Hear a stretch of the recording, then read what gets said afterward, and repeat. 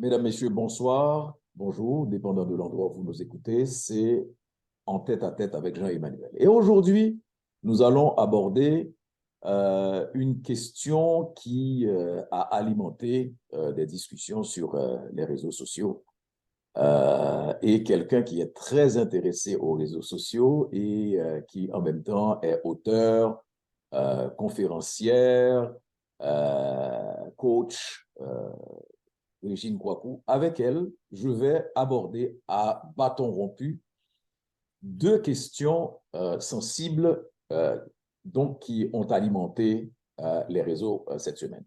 D'abord, Régine Kouakou, comment ça va? Ça va bien. Et toi? Ça va bien, merci. Ça va bien. Régine, on va d'abord, c'est la coach en mieux-être que je vais interpeller, euh, parce que beaucoup de gens disent que c'était indécent dans le contexte actuel d'organiser un carnaval. Mais mieux encore, c'était plus indécent que des gens qui disent qu'ils ne peuvent pas sortir de chez eux, qui se font kidnapper dans la réalité, soit aller par milliers, dizaines de milliers, participer à ce carnaval. Comment peut-on comprendre ce phénomène?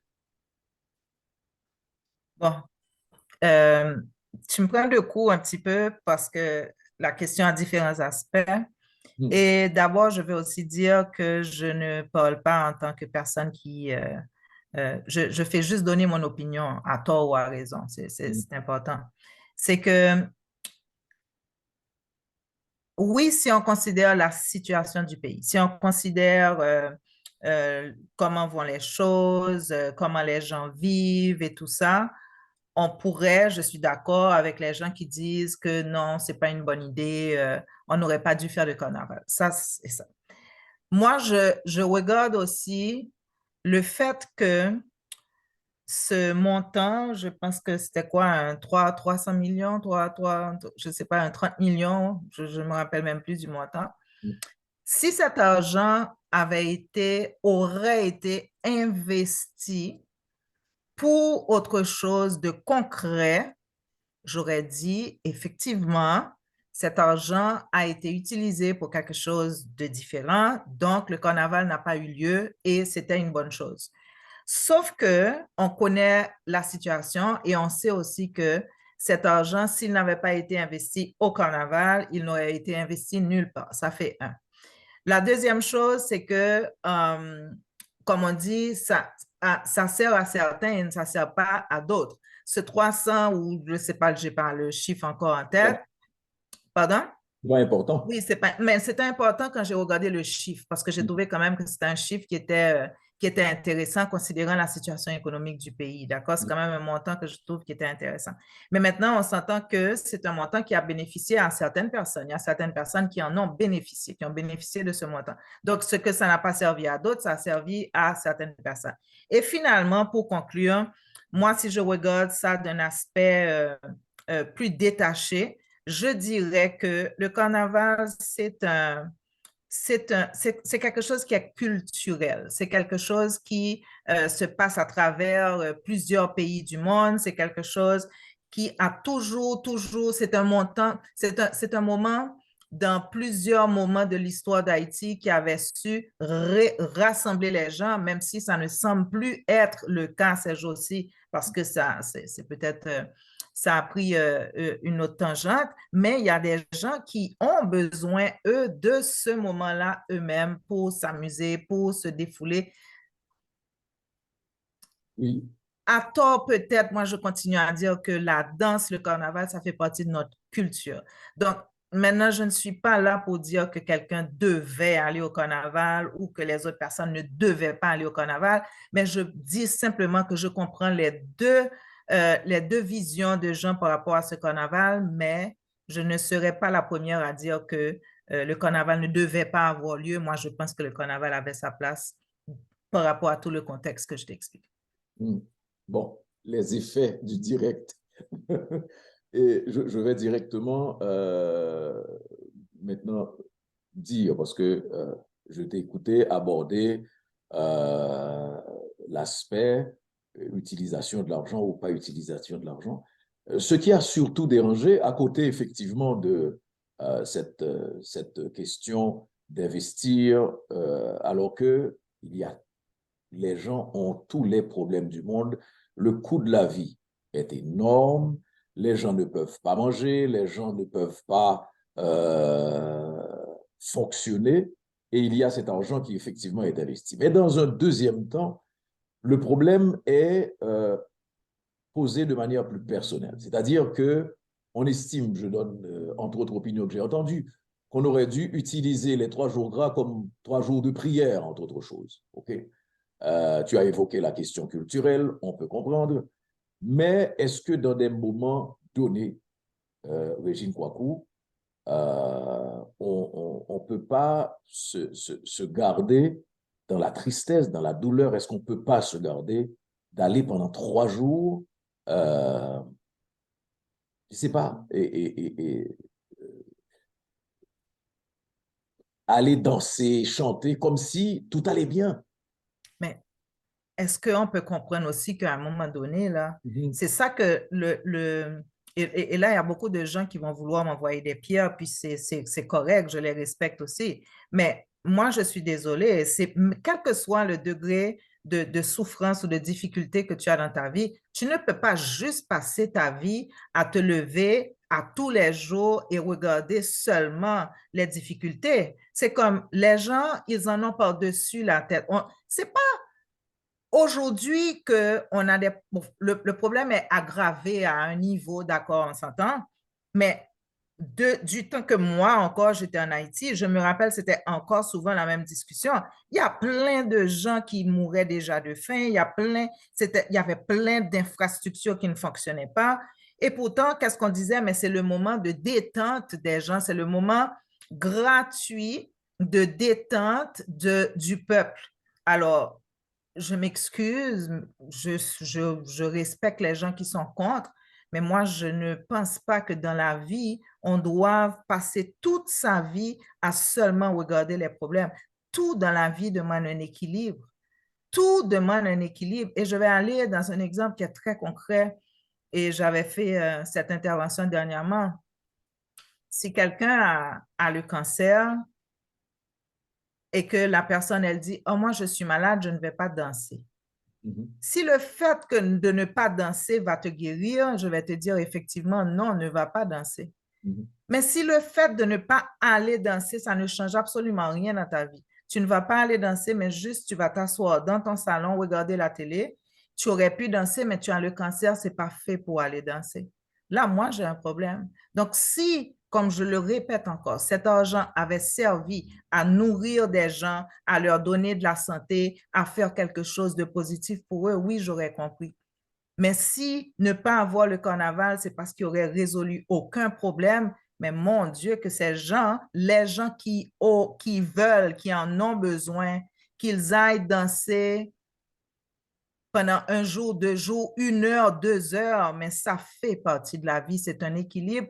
Et je comprendrais que les gens qui ne le comprennent pas, mais quel que soit, qu'on soit malade, qu'on vive dans un pays de tristesse ou qu'on ait toute autre forme de difficulté financière, médicale ou autre, il y a un équilibre qui est nécessaire entre la souffrance et apaiser cette souffrance également. Et dans l'apaisement de cette souffrance, c'est le carnaval peut être un élément de défoulement euh, et de rapport avec la souffrance qui soit différent. Je veux bien comprendre l'approche, mais même ce carnaval qu'on a vu, pour ne pas, on ne va pas s'éterniser seulement sur le carnaval, parce que j'aurais aimé qu'on regarde autre chose. Ce carnaval aurait peut-être un sens aussi, Régine, si en termes d'image, ça changeait quelque chose. J'ai l'impression que quelque part, par exemple, l'étranger qu'on interpelle dans la situation et qui regarde ce même peuple qui est en train de dire qu'il ne peut pas manger parce que nous avons une menace de la faim qui est terrible, faim aiguë selon les organisations internationales. Nous avons des problèmes de sécurité. On envisage une intervention militaire. Nous avons ci, nous avons ça. Mais en voyant les gens se déhancher dans les rues pendant 3 jours sous un soleil de plomb, parce que l'horaire du carnaval aussi avait changé, est-ce qu'on n'est pas en train d'envoyer l'image euh, d'un peuple qui ne sait pas ce qu'il veut? Moi, non, et je sais que je ferai partie de la minorité. J'imagine que la plupart des gens ne seront pas d'accord et c'est bien correct. Moi, je me dis, si dans ma souffrance à moi, pour le moment, j'ai besoin de 3 heures parce que je vais m'évader, j'ai l'opportunité de pouvoir danser, j'ai l'opportunité de pouvoir faire quelque chose de différent, je vais le faire. Et moi, parlant de quelqu'un qui a quand même vécu des moments qu'effectivement les gens auraient dit, mais c'est quoi l'idée, Régine? Franchement, c'est pas le moment. Il n'y a pas un moment. On doit comprendre que si la personne qui a été dansée, peut-être que c'est ce dont elle avait besoin, parce que moi, je pourrais aller même d'un niveau scientifique, et je n'irai pas là, mais même tes cellules, même ton corps a besoin d'un apport de joie, de plaisir. C'est une autre forme de connexion énergétique qui se fait avec le corps, avec le plaisir. C'est ne pas aller danser ne va pas me nourrir. Mhm. Très bien. Maintenant, j'ai suivi sur un autre plan, justement par rapport à la situation actuelle, un post que tu avais publié et qui avait aussi provoqué des réactions par rapport au fait que les gens, à la limite, pourraient changer leurs conditions, pourraient changer aussi les conditions du pays, y compris la condition de crise actuelle très aiguë, en pensant positivement. Comme si la pensée positive, en disant que ça va marcher.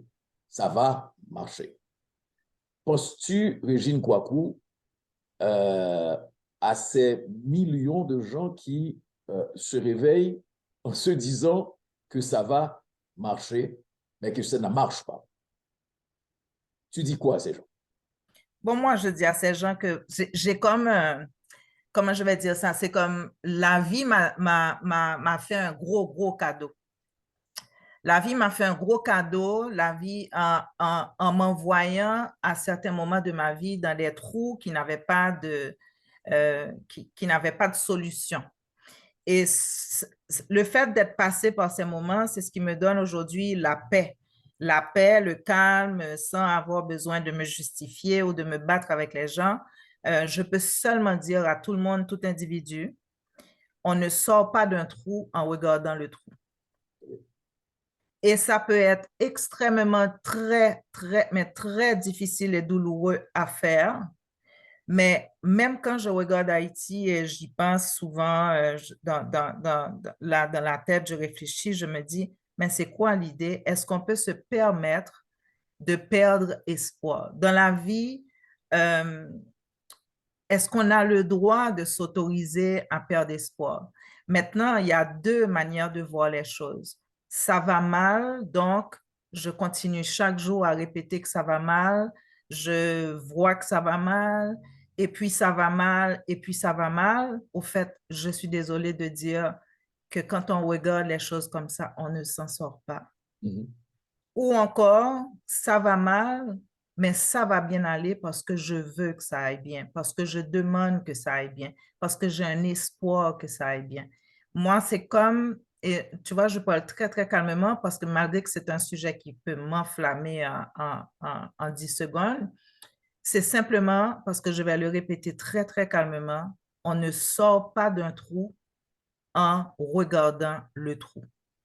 On sort du trou en demandant, prier, affirmer, voulant dire activer la foi que quelque chose va changer. Et lorsque le plus gros défi qu'on a dans la vie, c'est lorsqu'on demande ou lorsqu'on affirme, c'est qu'on ne voit pas le changement tout de suite. Mais c'est la même chose que lorsqu'on affirme négativement, c'est aussi au cours des années qu'on se rend compte, pour certaines personnes, lorsque les personnes prennent conscience, que les gens se rendent compte que finalement, ils avaient parlé leur vie dans un sens ou dans l'autre. Lorsqu'on demande, et là tu évoques une question de foi, on ne va pas rentrer dans les questions de Dieu, de religion, parce que, entre autres choses, tu sais que c'est un élément qu'on évoque comme faisant partie du problème en Haïti, la question de religion, peut-être même la question de la foi jusqu'à une certaine mesure, euh, parce qu'on dit que c'est peut-être un des peuples qui prie le plus. C'est peut-être un des peuples qui a le plus de foi. Et c'est peut-être un des peuples qui fait face à le plus de difficultés, au plus grand nombre de difficultés. Donc, il y a en particulier, quand tu as publié le post, beaucoup de réactions qui sont allées dans le sens où euh, tu évoques une foi qui n'a pas fait ses preuves ou qui ne peut faire, qui ne peut donner aucune preuve. C'est souvent le dilemme de la foi. Donc, euh, je reviens sur le fait, penses-tu que dans le contexte actuel, les réaffirmations positives peuvent sortir les gens de là? Oui, je le crois, mais c'est parce que les gens ne m'ont pas encore non plus donné la chance d'exprimer et peut-être que je ne le ferai jamais encore en public. Moi, ce que j'aime et que je remercie beaucoup euh, la vie par rapport à ça, c'est la capacité de voir la quantité de gens autour de moi qui ont la même vision que moi parce qu'ils savent que ça fonctionne. Moi, s'il y a quelque chose qui va me faire le plus plaisir, c'est quand je vais sous une vidéo de TikTok et je vois une fille qui me dit, ah, merci, effectivement, ça fonctionne. Effectivement, les affirmations fonctionnent. Sauf que ce que les gens ne comprennent pas, c'est que tout dans la vie, le changement sur soi, le changement de la parole, acquérir cette foi, faire changer beaucoup de choses dans notre vie, c'est quelque chose qui prend du temps. C'est au fil des années, je le répète encore, le positif aussi bien que le négatif, c'est au fil des années qu'on voit le résultat. Donc maintenant, les gens, on est tous dans la constatation d'années de négatif.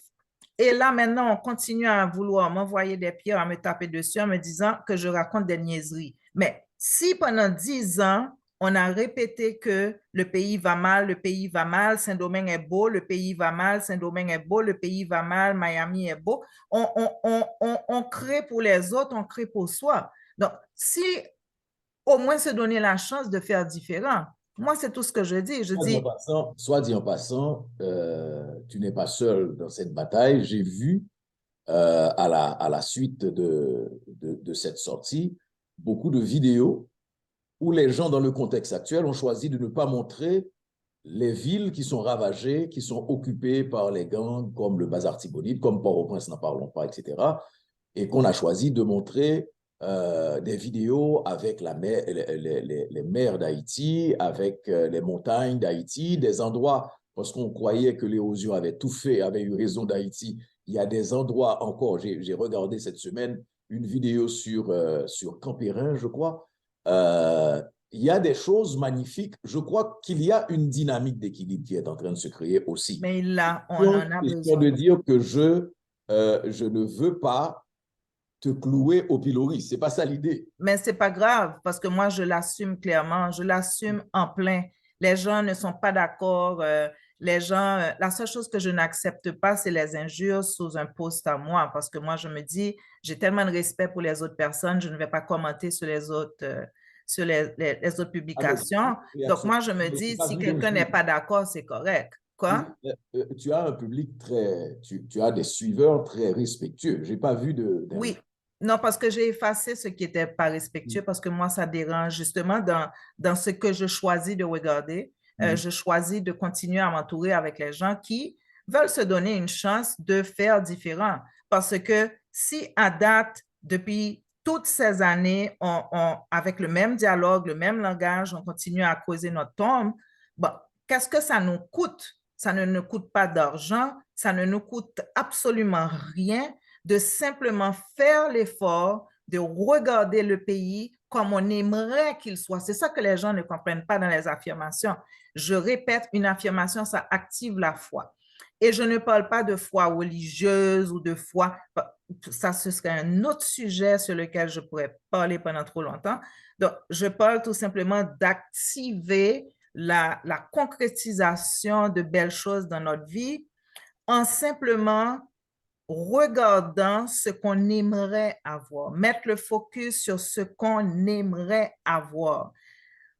Ce qu'on cherche dans la vie, on le trouve toujours. Donc, à force de continuer à répéter que c'est un pays maudit, moi, je ne vais pas, même là dans l'entrevue, je ne vais pas en parler. À force de continuer à dire ces mots, mais on finit par le trouver. C'est comme on cherche toutes les choses qui sont laides, on les met en lumière, mais elles finissent par prendre de l'ampleur. Régine, tu n'es pas bien de la tête, tu ne vis pas là-bas, tu n'es pas consciente du kidnapping.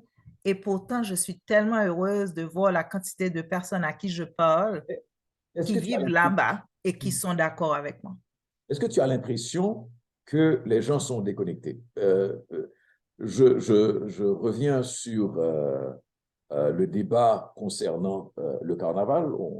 Comme j'ai dit aux gens, c'est à bâton rompu. On n'a pas de questions préparées. Non, Je reviens sur le carnaval et il y a des gens qui se sont montrés critiques par rapport, parce que le plus gros des critiques vient de l'extérieur d'Haïti, de la diaspora, de ceux qui vivent à l'extérieur.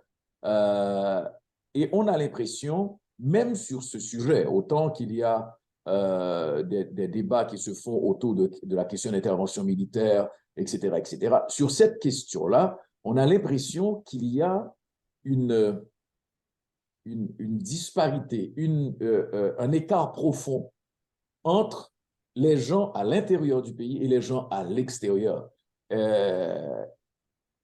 Est-ce que Régine Kouakou en Haïti aurait pu avoir une opinion différente par rapport au carnaval? C'est-à-dire, est-ce que tu aurais pu trouver dans les circonstances que c'était indécent ou bien tu aurais eu la même réaction? La Régine que je suis aujourd'hui aurait eu la même réaction. Pourquoi? Parce que je t'ai dit, la vie m'a béni avec des difficultés enragées. Je sais qu'à des moments, quel que soit le trou dans lequel tu es, tu as besoin de ce moment de joie et de plaisir, de respirer. Tu en as besoin. Donc maintenant, on ne va pas parler de la diaspora dont je fais partie. C'est pourquoi, d'une manière générale, tu ne vas jamais me voir intervenir sur les choses d'Haïti à proprement parler, sur la politique, sur ce qui doit être fait. Je ne suis pas placée pour ça. Je n'ai pas le droit d'en parler. Je ne vis pas là-bas. Je ne connais pas la réalité des gens. Et quelque chose que je trouve que j'aime que tu fais, c'est que quand tu fais tes entrevues, il y a beaucoup de fois, je te vois parler à des gens qui sont sur le terrain. Parce que c'est deux choses différentes, de pouvoir s'exprimer pendant qu'on est bien au chaud, en sécurité, on sort, on va danser, on fait ce qu'on veut et on dit aux gens qui n'ont pas, eux, le droit d'aller danser au carnaval. Je pense que ça appartient à chaque individu qui vit sa réalité comme elle veut, comme il veut vivre sa réalité, de décider s'il va danser à son carnaval ou pas aller danser à son carnaval. Moi, je peux dire, oui, je pense que c'est sain d'aller danser au carnaval et quelqu'un d'autre peut dire, moi, Régine, je pense que c'est indécent. Tout le monde a raison, c'est les gens qui vivent là-bas qui doivent le savoir. Maintenant, pour la pensée positive, c'est pour ça que moi, je suis tellement bien avec ça. C'est que, par exemple, hier, je parlais à quelqu'un qui a eu un proche très proche, pour ne pas identifier la personne, je ne dirais pas ce que cette personne était pour elle, qui a été kidnappée. Et on a passé 1 heure à se parler au téléphone où j'ai été complètement surprise de voir que c'était quelqu'un qui avait exactement la même vision que moi. Et cette personne m'a dit pendant tout le temps, je faisais que penser positif. Les gens, ils se disent, oh, c'est ta niaiserie, penser positif. c'est peut-être de la niaiserie et c'est correct. C'est juste que c'est un collectif qui, au fil des années, amène un changement et qui ne demande absolument rien en termes d'investissement, argent, en termes d'investissement de temps. Ça te demande simplement de mettre ton focus sur ce que tu aimerais avoir versus ce que tu as. On ne te demande pas de ne pas, euh, de ne pas être réaliste par rapport à ce que tu vis. Je ne suis pas en train de te dire que ta vie va bien. Tu peux dire, ma vie ne va pas bien, mais voilà comment je veux que ma vie aille. Donc, à partir d'aujourd'hui, c'est ce que je vais regarder. Je vais montrer des belles images de mon pays. En parlant de mon pays, je vais mettre l'accent sur ce qui fonctionne. Je vais arranger mes mots pour que dans 10 ans, mes mots auront servi à construire et non pas à écraser. Est-ce que ça va fonctionner? Une chose que je sais pour sûr, c'est que si on continue comme on continue à parler, mais on continuera à créer la réalité qu'on a là aujourd'hui. Régine Kouakou, c'est le même plaisir d'échanger avec toi, le même plaisir de t'écouter. Et merci d'avoir franchi l'interdit d'intervenir sur des questions d'actualité haïtienne. Mais j'ai voulu absolument, à bâton rompu, échanger parce que ça avait retenu mon attention. Le buzz que ton poste avait créé, dans un sens ou dans un mauvais sens, puisque tu parles d'injures. Mais l'essentiel pour moi, c'est d'alimenter le débat pourvu que ça se fasse dans le respect. Merci d'avoir été là. Je rappelle, je demande aux gens de partager, d'aimer et certainement de s'abonner à notre chaîne YouTube Tête à Tête avec Jean-Emmanuel Pierre. Ce n'est pas la dernière fois qu'on aura l'occasion d'échanger avec Régine Kouakou. On aura besoin de ta lumière de temps en temps. Bon, ben, ceux qui sont d'accord, c'est génial. Ceux qui ne sont pas encore d'accord, c'est génial aussi. En tout cas, merci et puis félicitations pour ton beau travail. Merci beaucoup, Régine Kouakou, et à bientôt. Merci, À mesdames et bientôt. messieurs, d'avoir été là à cette autre édition de En tête à tête avec Jean-Emmanuel. On se retrouve la semaine prochaine. Au revoir.